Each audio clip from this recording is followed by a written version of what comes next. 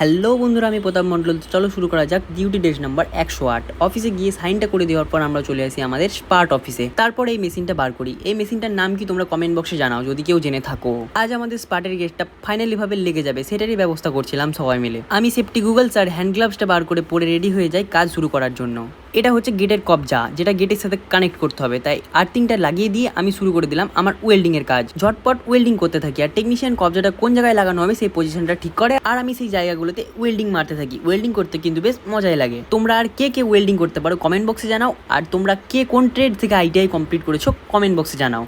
এই দুটো কথা তোমরা কমেন্ট বক্সে তাড়াতাড়ি জানিয়ে দাও। একদম মজবুত ভাবে ওয়েল্ডিং মারতে থাকি যেন আর কখনো না ছেড়ে যায়। কবজাগুলো তার নির্দিষ্ট জায়গায় ওয়েল্ডিং করার পর গেটটাকে তার নির্দিষ্ট স্থানে লাগিয়ে সেই স্থানটা ওয়েল্ডিং করে দেওয়ার পর আমাদের বড় গেট হয়ে যায় একদম রেডি। পাশে আর একটা ছোট গেট করতে বাকি আছে। এই কাজটুকু করতে করতে বেজে যায় দুপুর 2টো। আমরা আমাদের জিনিসপত্র গুছিয়ে নিয়ে আজকের মতো ডিউটি এখানেই শেষ করি।